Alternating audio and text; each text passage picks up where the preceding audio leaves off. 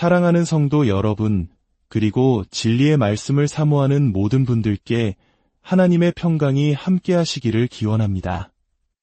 오늘 우리가 함께 나눌 이야기에 앞서 잠시 여러분의 마음을 모아주시길 부탁드립니다. 만약 이 말씀이 누군가에게 위로와 힘이 될 수 있다고 생각하신다면 주저하지 마시고 이 은혜를 나눠주시길 바랍니다. 여러분의 구독과 공유는 하나님의 귀한 말씀을 더 멀리, 더 넓게 전하는 아름다운 통로가 될 것입니다. 이 귀한 사역에 동참하시는 모든 분들의 삶 위에 하나님의 크신 축복이 가득하기를 소망합니다.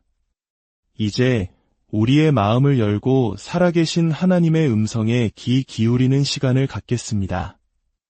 임마누엘, 할렐루야. 하나님께 모든 영광을 돌립니다. 우리는 예수라는 이름을 너무나도 당연하게, 때로는 그저 한 사람의 이름처럼 부르곤 합니다. 하지만 오늘 이 시간, 우리는 그 이름 안에 담긴 놀라운 가치와 능력을 다시 한번 발견하게 될 것입니다. 우리는 성령 안에서 행하시는 예수 그리스도의 이름을 보았고, 그 이름의 참된 가치를 깨달았습니다. 그리고 믿음 안에 굳건히 서 있는 것이 얼마나 소중한지를 알게 되었습니다. 지금 이 자리에 계신 여러분은 이미 성공한 사람들입니다. 기쁨이 충만한 사람들이며 치유받은 사람들입니다. 구원받고 축복받은 하나님의 자녀들입니다. 이것은 단순한 위로의 말이 아닙니다. 성령께서 말씀하실 때 우리의 삶에는 놀라운 변화가 시작되기 때문입니다. 당신이 원하든 원치 않든 그 변화는 이미 시작되었습니다. 오늘 이 말씀을 듣고 난 후 당신은 결코 이전과 같은 모습으로 머물러 있거나 같은 길을 걸어가지 않을 것입니다.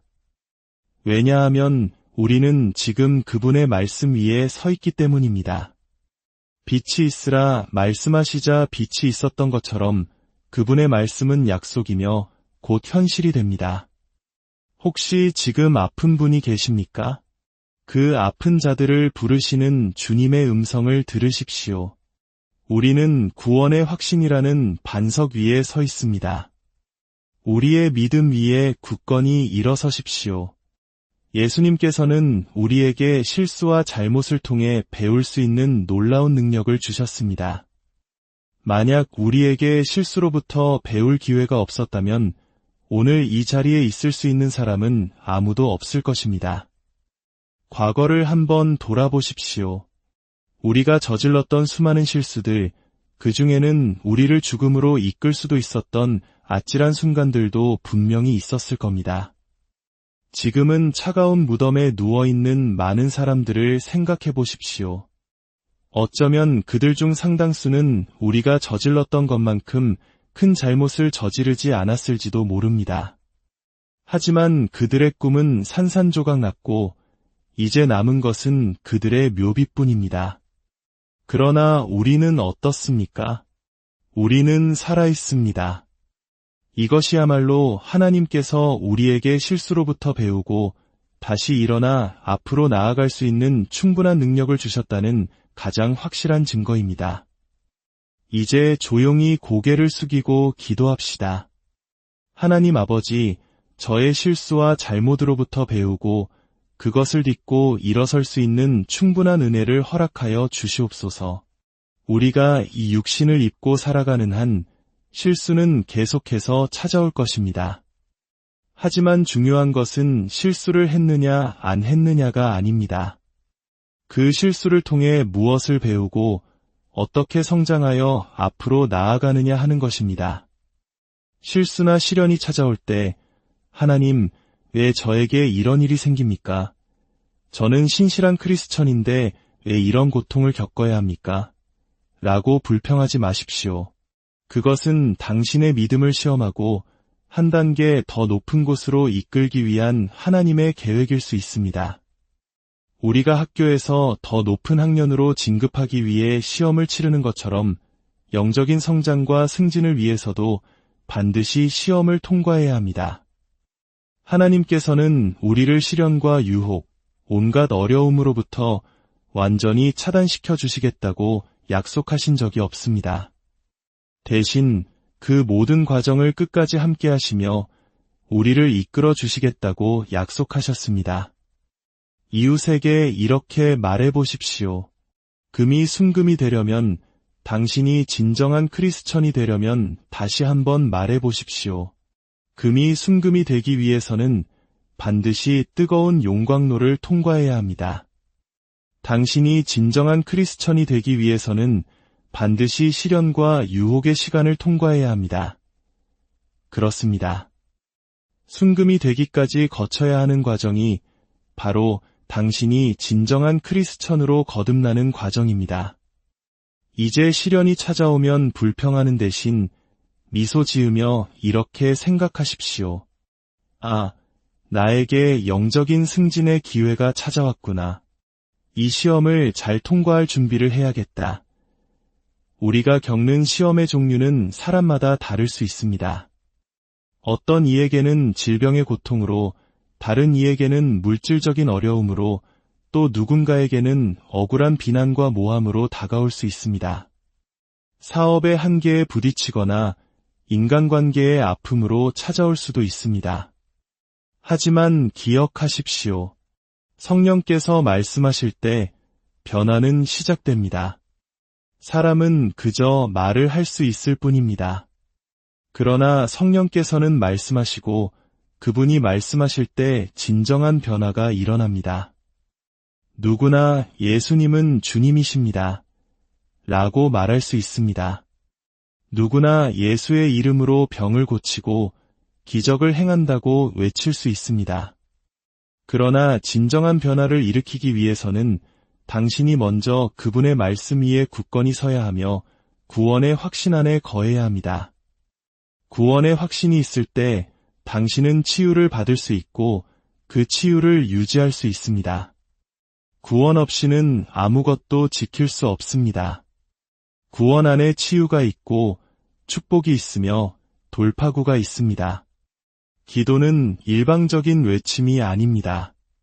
지금 자리에 앉아 계시지만 마음속으로 계속해서 말씀을 묵상하십시오. 당신의 마음으로 예수를 바라보고 마음으로 그분과 동행하며 마음으로 그분의 뜻에 동의하십시오. 우리의 마음을 다스리는 것이 무엇보다 중요합니다. 우리의 마음은 통제하지 않으면 멋대로 방황하기 쉽습니다. 지금 제 말을 들으면서도 마음속으로는 이 사람은 누구지? 무슨 말을 하는 거지? 와 같은 엉뚱한 생각을 할 수 있습니다. 지금 즉시 당신의 마음을 붙드십시오. 내 마음아, 주님께서 보시는 것을 함께 보자. 주님, 제 안의 부족함은 가져가시고 주님의 것으로 채워주소서. 우리는 눈에 보이는 대로 살아가는 존재가 아니라 믿음으로 살아가는 존재입니다. 성경에서 말하는 믿음은 무엇입니까? 믿음으로 산다는 것은 곧 마음으로 살아간다는 뜻입니다. 당신의 마음의 눈이 당신을 인도하게 하십시오. 마음에서 우러나오지 않는 모든 것은 죄입니다. 당신의 입술과 마음은 반드시 하나가 되어야 합니다. 입으로 시인하고 마음으로 믿어 구원에 이르는 것입니다. 이것이 우리가 살아가야 할 삶의 방식입니다. 우리의 내면에는 두 가지 본성이 존재합니다. 육적인 나와 영적인 나입니다. 주님, 제 안의 부족함은 가져가시고 주님의 것으로 채워주소서 라는 이 짧은 기도는 당신의 연약함을 아시는 주님께서 주신 강력한 소통의 도구입니다. 이 기도를 통해 당신의 마음을 하나님께 계속해서 연결하십시오. 많은 사람들이 고통받는 이유는 마음과 눈이 서로 다른 것을 보기 때문입니다. 입으로는 안녕하세요, 목사님이라고 인사하지만 마음속으로는 왜 저 사람에게 인사를 해야 하지? 라고 생각합니다. 우리의 마음을 온전히 주님께 드리고 그분의 뜻과 일치시킬 때 비로소 우리는 하나님과 동행하는 삶을 시작할 수 있습니다. 참된 크리스천의 삶은 정해진 시간에만 기도하고 금식하는 삶이 아닙니다. 월요일부터 주일까지 24시간 내내 주님과 영적으로 소통하는 삶입니다. 금식의 진정한 의미는 음식을 끊는 것이 아니라 불의와 죄로부터 멀어지는 것입니다. 사탄은 우리가 기도하지 않을 때를 노립니다. 우리가 기도하기 전에 우리를 넘어뜨리려 합니다. 그러므로 우리는 쉬지 말고 기도하며 영 안에서 항상 깨어 있어야 합니다. 육신의 힘이나 유창한 말솜씨로 하나님을 섬길 수 없습니다. 오직 우리의 온 마음을 다해 섬겨야 합니다. 우리가 가장 먼저 성장하고 번성해야 할 영역은 바로 우리의 영적인 삶입니다. 많은 사람들이 왜 힘들어하는지 아십니까? 수많은 돈과 좋은 차, 큰 회사를 소유하고 있음에도 불구하고 왜 마음의 짐은 사라지지 않는 것일까요? 그것은 재정적인 삶, 물질적인 삶은 풍요로워졌지만 정작 가장 중요한 영적인 삶은 텅 비어있기 때문입니다. 기억하십시오. 우리를 진정으로 지탱하는 것은 돈이나 명예가 아닙니다. 바로 우리의 영적인 삶입니다. 당신의 영적인 삶이 당신의 소유와 명성을 모두 짊어지고 있습니다. 만약 당신을 지탱하는 영적인 힘이 작고 연약하다면 당신이 가진 모든 것들이 오히려 감당할 수 없는 무거운 짐이 되어 당신을 짓누를 것입니다. 이것이 바로 많은 부유한 사람들이 돈이 있어도 고통받고 명예가 있어도 괴로워하는 이유입니다. 당신을 지탱하는 영적인 거인을 먼저 키우십시오. 하나님께서는 우리에게 시련을 통해 배울 수 있는 능력을 주셨습니다. 만약 당신이 시련을 원하지 않는다면 그것은 배우기를 원하지 않는다는 뜻입니다. 배우기를 원하지 않는다면 앞으로 나아갈 수 없습니다. 시련은 반드시 찾아올 것입니다. 그러나 우리는 그것을 통해 배우고 성장하며 앞으로 나아갈 것입니다. 씨앗이 자라나는 과정을 생각해 보십시오.